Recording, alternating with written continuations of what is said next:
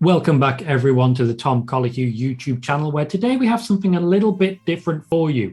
We are going to be breaking down a WWE versus AEW Supercard. That is World Wrestling Entertainment wrestlers versus All Elite Wrestling wrestlers. We're going to have an 8-match card and then a couple of bits going on a pre-show, but I'm not alone. I'm going to have my card and we're going to have competition. So while WWE and AEW are in competition, I myself have a competitor here. Please welcome Edward Fries. Ed, are you excited for a dual card? I am. I had some fun with this. I have some wacky ones in here. And there are some big names not on this card. I looked. I had to cut some names. And without any further ado, let's jump straight into it. And I do encourage everyone watching to put in the comments a match that you would love to see in a WWE versus AEW Supercard. We are starting with our pay-per-view pre-show. Ed, tell me what that looks like for you. All right, so my pre-show, I have 2 matches on my pre-show, but we're going to start with one of them. I'm going to start comedy because you have to have the comedy match because of the 2 companies you're working with. I have a fatal 4-way of Danhausen versus Drew Gulak versus Orange Cassidy versus R-Truth. Because that is going to be, a really fun wrestling match. Like, people will forget. This will be a fun wrestling match. But the gimmicks involved in this, with Gulak and all the things that Gulak does, and how great he is, with Orange Cassidy and the gimmick that he is, which is so different from Danhausen. And then R-Truth, not sure what's going on because he doesn't recognize any of these people other than Gulak. Even then, maybe not. Yeah. I believe you did say you have 2 matches on your pre-show. So I like where you're going with this one. I like that we're opening with a bit of comedy, bit of fun. That's going to sell the card as long as there's at least something of that in the card as well. So I'd imagine you snuck a little bit in. Let's be honest, Kenny Omega always manages to sneak some comedy in. And you can't go wrong with people like Danhausen, like R-Truth, who are just there to pop the fans. Tell me your second match as well. So my second pre-show match is going to be the match that leads right into the card. I almost want to say it would half and half. Like, it would be like on the pre-show and then like the finish would be on the real show. That's not how pre-shows work, but continue. I know, but I want it. That's called cheating. I know. I have Wheeler Yuta versus Carmelo Hayes.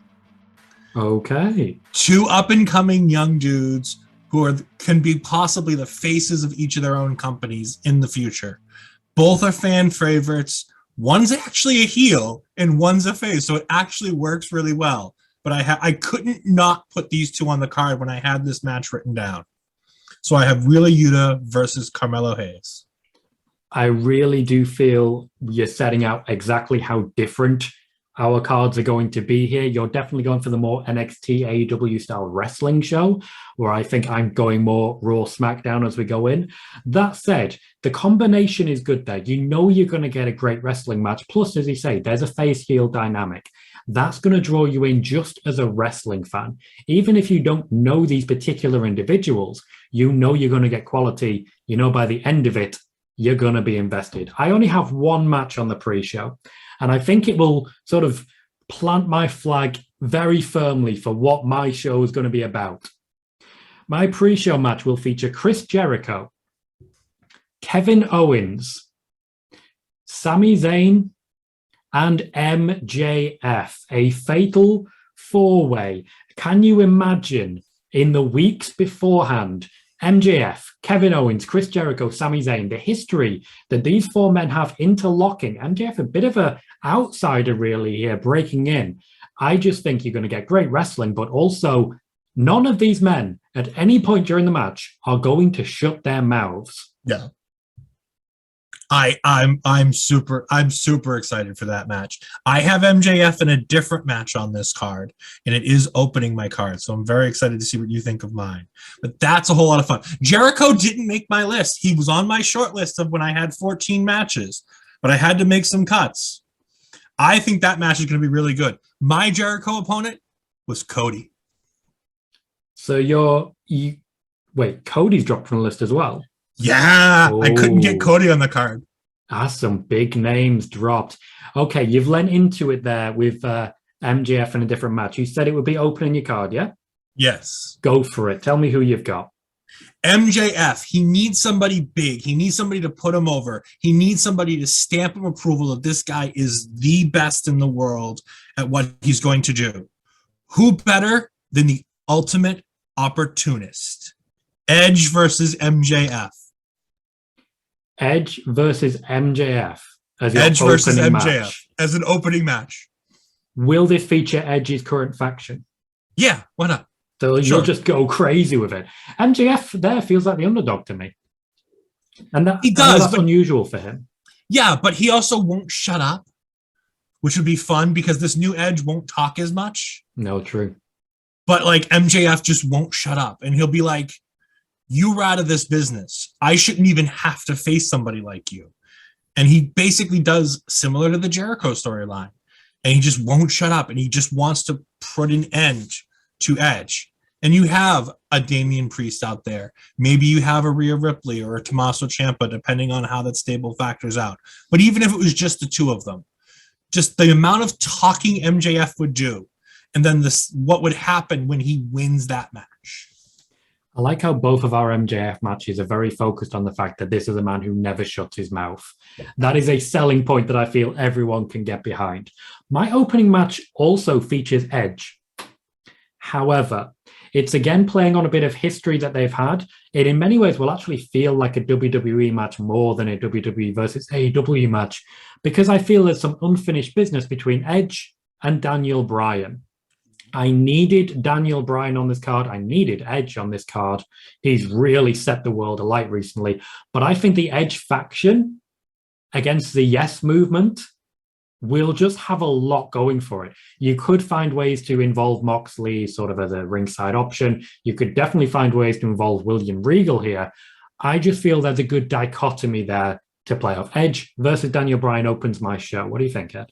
I like it. We've seen it before, but I think that this format of it would take an entirely different format, with Edge having the new stable, with Daniel Bryan being in the Combat Club. Like, it just feels like it would take on a whole new level of difference from something we've already seen from WWE.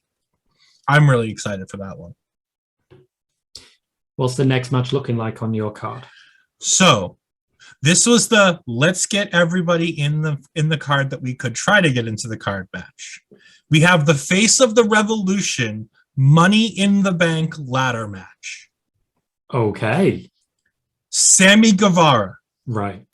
Braun Breaker, Okay. Darby Allin, Ricochet, Ricky Starks, Damian Priest, Austin Theory, and Lance Archer. Why didn't you just throw a whole damn Rumble in there? You've just gone crazy, added a load of bodies. That is going to be carnage. Tell me more. I just love the idea of taking the two ladder match concepts and putting them together, and then putting together, with the exception of Lance Archer and Damian Priest, guys who are relatively under the age of 25, 28, throwing them all in a ladder match and saying, here, show us what the future of this business is going to be, with all of these names and all of these talents, and just guys who can fly and make a ladder match really exciting. Like, we've seen people like Sammy and Darby and Ricochet in ladder matches. Ricky Starks is one of the best talkers in AEW, but he's also one of the best unknown talents in AEW because they've barely scratched the surface with him. Guys like Lance Archer and Damian Priest are big guys who can move with all these little guys, but also be the base that they need for all of the moves that these little guys are going to do. I've gone a very different direction for my next match. It is another fatal four-way, but it's one for the women's division.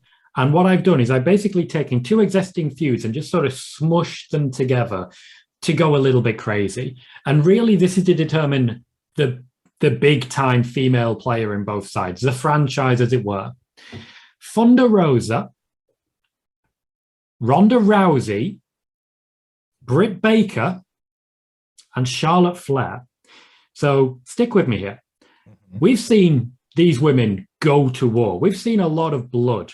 We've seen, well, at least we're going to be upcoming seeing an I Quit match. We have seen what happened when Charlotte Flair and Ronda Rousey tangled at Survivor Series. These are four people who would legitimately leave it in the ring, tear each other apart stylishly. So I've gone a little bit crazy, thrown all of these together just to see what they could do. Because I do feel you need to put women on the card who are going to be trying to grab that brass ring, as it were. Yeah. Put people on who are going to make a statement and really show that they should be at the top of the card. I put them a bit further down so they're a little bit pissed off even before they start, because you know they'll have a point to prove. This is fantastic.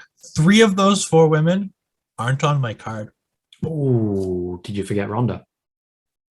I only have one of those women on my card, and they don't work for WWE. Oh, okay. Okay. What's your next match then, Ed? What have you got in your lineup? I am going to go just in the order I have them on here. Mm-hmm.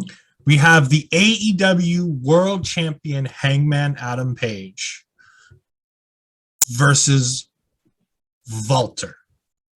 Not Gunther, Walter. Okay. Hangman Adam Page has been in all of these matches proving himself. Death matches, everything else just being a bloody mess.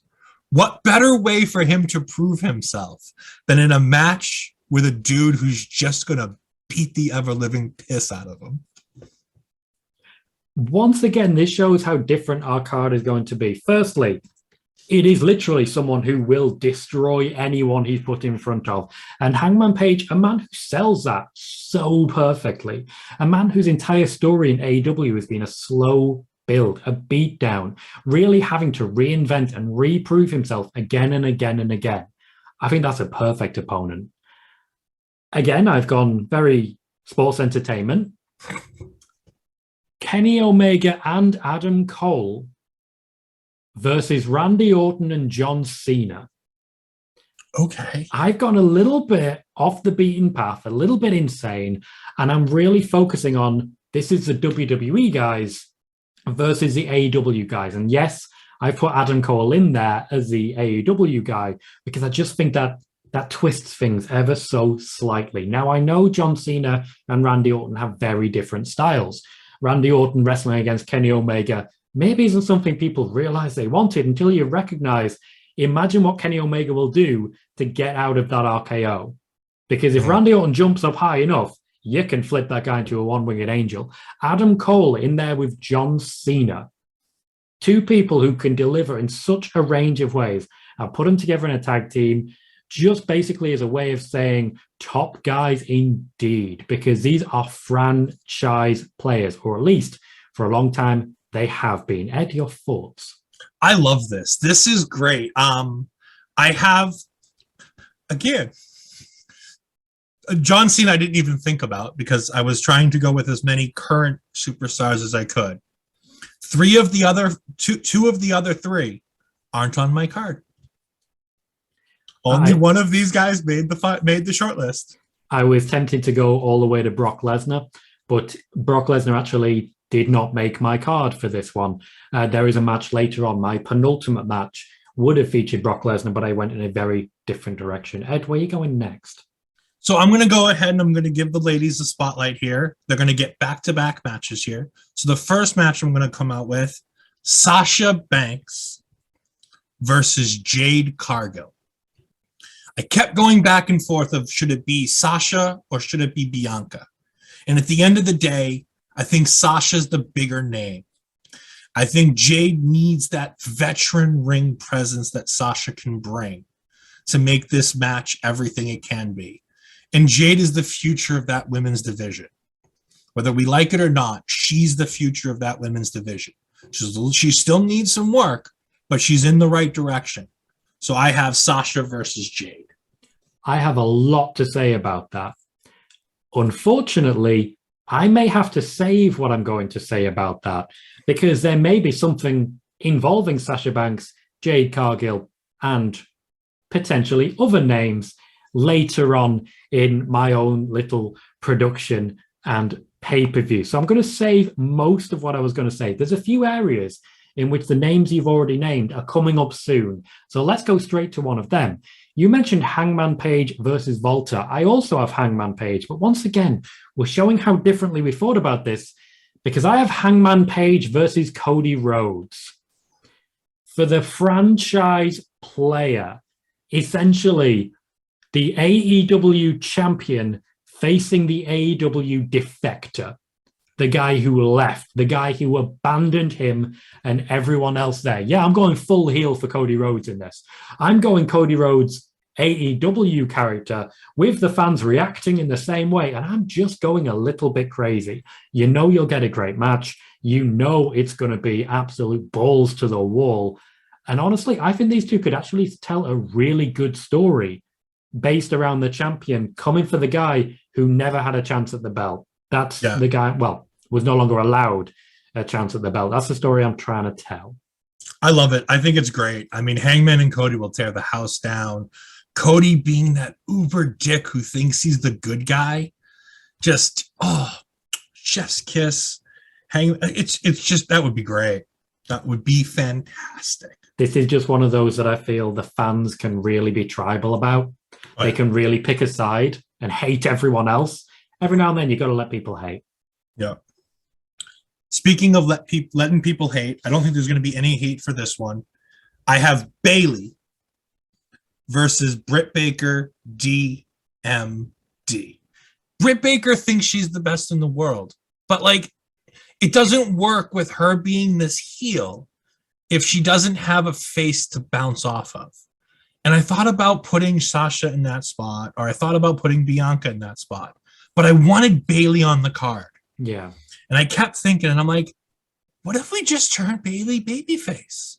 WWE's going to do it when she comes back. Yep. She's going to be a face anyways. What if we got NXT Bayley? One night only. We got NXT Bayley back to take on Brit Baker DMD, the lady who bled in the cage with Thunder Rosa, who left it all in the ring with Thunder Rosa. Not put Thunder Rosa on the card, forgetting that she's the actual women's champion, neglecting that fact and putting DMD on the card because you have to have Brit Baker on a card like this. And I felt like I needed two women's matches. I didn't want to do just the one clustered match. Yeah. I wanted to do two separate matches. And I thought this puts their highest level woman and then their up and coming woman.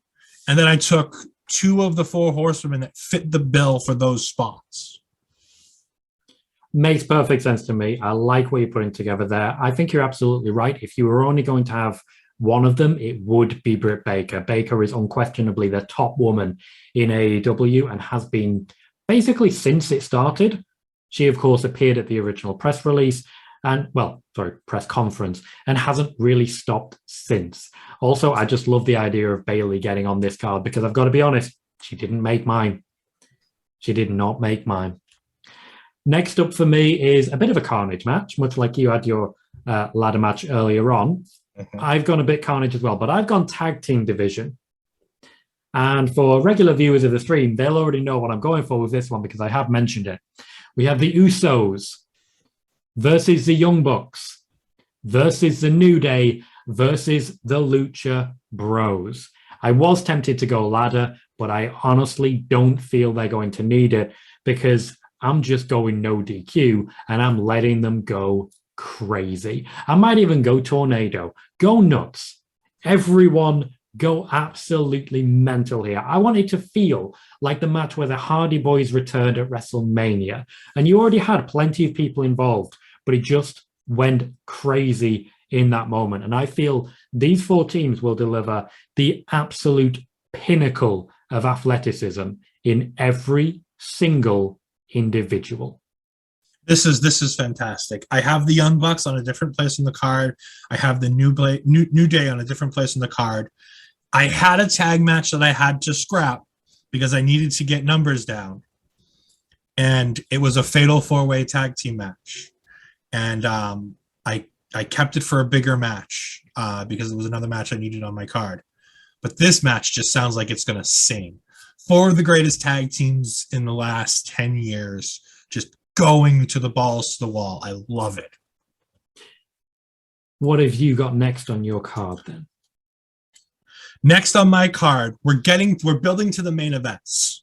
So now we're going to have the dudes just beating the crap out of each other match. I have Eddie Kingston versus Brock Lesnar. Oh, hell yeah. Do I need to elaborate on You don't Brock need Lesnar, to, but do it. Brock Lesnar going up on the one guy who doesn't die. Oh. Going up against Eddie Kingston, who will just try to bleed for him. The back and forth that these two could entail is absolutely mammoth. Oh. And to think there's still 2 more matches on my card ahead of this. Yeah, I feel you've put a match together so good that afterwards everyone just needs a smoke and a nap, you know? It's that they're not gonna want to smoke and a nap in the next one. You're going to tire your audience out. But to be fair, this is going to be one of those matches. Brock Lesnar works to a specific formula that Eddie Kingston is going to love. That just sounds absolutely perfect to me. Absolutely perfect. My third match to last, so 2 before the main event, my second women's match features, and you heard about this one before, Jade Cargill versus Sasha Banks versus Bianca Belair. I'm adding another WWE woman in there because why the hell not? I want it to feel like Jade Cargill is crashing a party. I want it to be like the main event of WrestleMania 20, when you've got 2 people focused entirely on each other, and then someone else just turns up and says, hey, what if I win? And I think Jade Cargill, she is perfect for that role, crashing the party. This is huge. This is historic. This is just going to be a hell of a good time. Yeah, and this is literally the choice I had to make. And I made a choice, and you were just like, why choose? I can have both. Yeah, that's basically where I went. I think your match is going to be absolutely fantastic. But why not just add that little bit more? I just got greedy, basically. Yeah. Speaking of getting greedy, Ooh. I have the British Combat Club versus Roman and Seth. Just to be clear. I have Moxley and Bryan versus Seth and Roman in my semi-main. So you've just gone for it. Yeah. You've just taken the biggest names in wrestling of the past 10 years and said, let's add William Regal in there and just go crazy. Yeah, pretty much. Insane. Yeah. Like the just the levels of this. Seth versus Bryan, Roman versus Bryan, the Shield, the 3 Shield members being in this match, and Seth and Roman working together because it's for the good of WWE, the brand that they both believe in, that they feel like they're the face of. Roman's the tribal chief. Seth thinks that he's the architect. They're not going to let Moxley ruin this.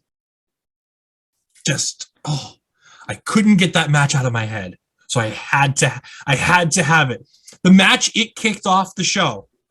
FTR versus RK Bro versus Jurassic Express versus the Usos. That's the match that had to go to keep that foursome together. And you know what? I think it will be worth every second. I'm going into my second to last match. So the match before the main event. I'm going quite classic wrestling. I'm going a bit of a dream match of mine, to be completely honest. AJ Styles versus CM Punk. It's just something that I have never seen. And I know if I look back long enough in Ring of Honor, or in TNA, wherever it may be, that may be somewhere, but I don't care. I want these versions. I want this AJ Styles. I want this CM Punk. I want to give them 30 minutes. I just want to let these 2 guys go. I don't even want to tell a story. I don't. I just want, if we announce a WWE AEW Supercard, I want AJ Styles to be in the ring, CM Punk to walk down and say, I want you. And AJ Styles to say, you've absolutely got me. There wouldn't even be a build. Every now and then they'll just look at each other like, hey, do you remember we're wrestling? Yeah, I remember. You give me that match, I will be a very, very happy man. Yeah, this is fantastic. I didn't have either guy on my card. AJ had a spot for a while in a match that got quickly scrapped. And we'll talk about scrapped matches, I assume, afterwards if we have some time. But I absolutely love that idea. I did not have either guy. I did not have CM Punk on my card whatsoever at any point, though. Your next match. My main event had to be the biggest match I could think of. And as I looked at my card, I realized I was catering to a specific type of crowd. So why not give the internet wrestling community the one thing it's never had, the one thing it's always wanted, the one thing these 6 individuals have tried to build for as long as Kenny Omega and Xavier Woods have been friends. I have the Elite versus the New Day. Damn. Main eventing this card. Oh, mate. See, that is exactly, that is your card. Just summed up perfectly there. You know who this is for. You know who your target audience is. The big stars are all coming just beforehand. You are putting together something involving just a lifetime feud, something which has been bubbling under the surface eternally. That is going to be a work of art. That is going to be glorious. That is going to be beautiful. And you just know at the end of it, the show would end with 6 men, different companies, shaking hands and saying, thank you. Yep. And they've worked, like, everybody's work has been building to this. Up, Up, Down, Down has done stuff for this. Yep. Kenny Omega and the Bucks have been doing things for years on being the Elite about the New Day. This is a match that if you're doing a Supercard, it had to happen. There's no way it couldn't happen. Honestly, right now, I feel disappointed in myself for not booking that exact match. That is how good that would be. You've got one over on me there. I will admit it. In the main event spot as well, you're just summarizing up your entire show right there. This is what we have. This is why we're here. That is... Oh. However, I still have a main event.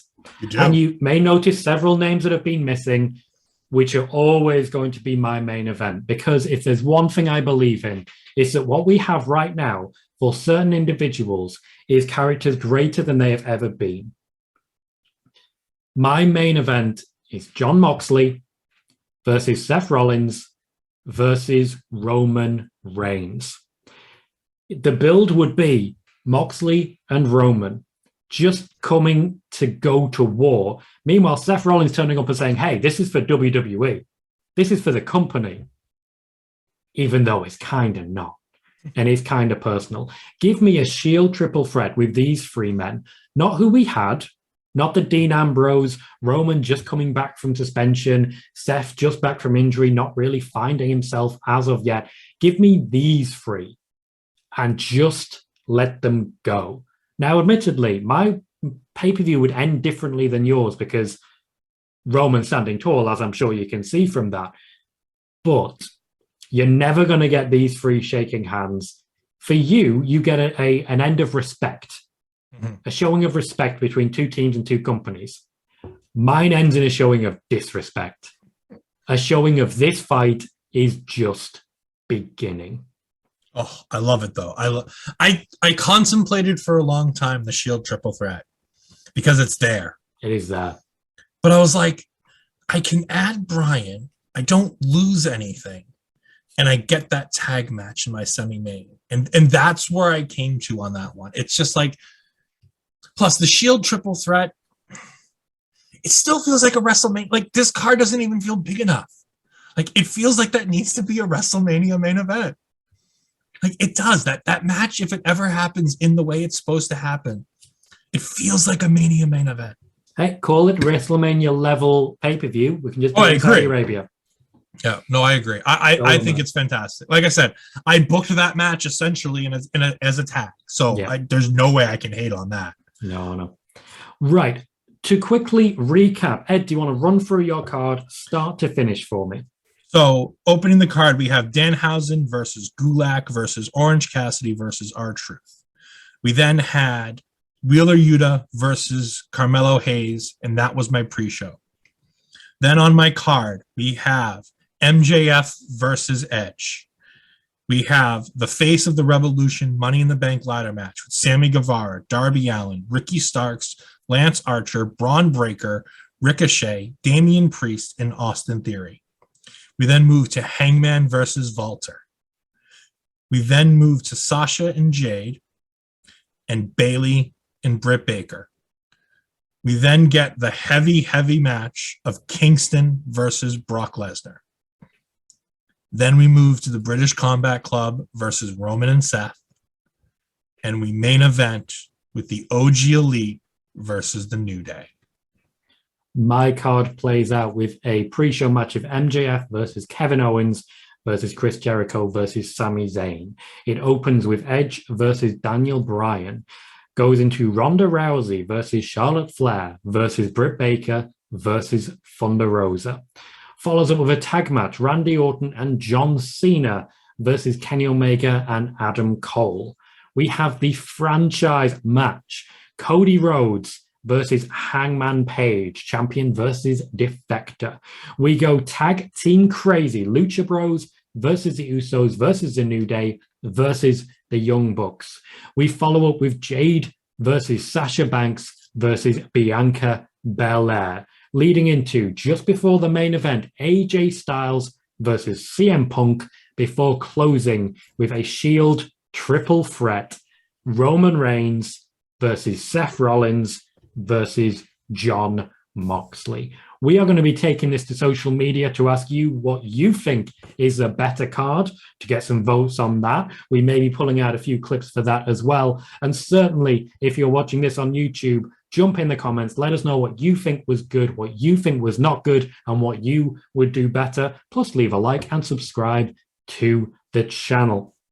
Before we wrap up, I do just want to say a big thank you to Ed, who, if you'd like to see more of, is currently working on the Ring Scoops channel with NXT reviews, and also working at Love Wrestling CA, and occasionally on our NXT watch-alongs, which play out very similar to this, but a little less structured and a little more all over the damn place. Ed, where can we find you on social? You can find me at edfries12584 on Twitter. And of course, you can find me on Twitter at Collohue, that is COLOHUE. Thank you, everybody, for watching, and we'll be seeing you again very soon.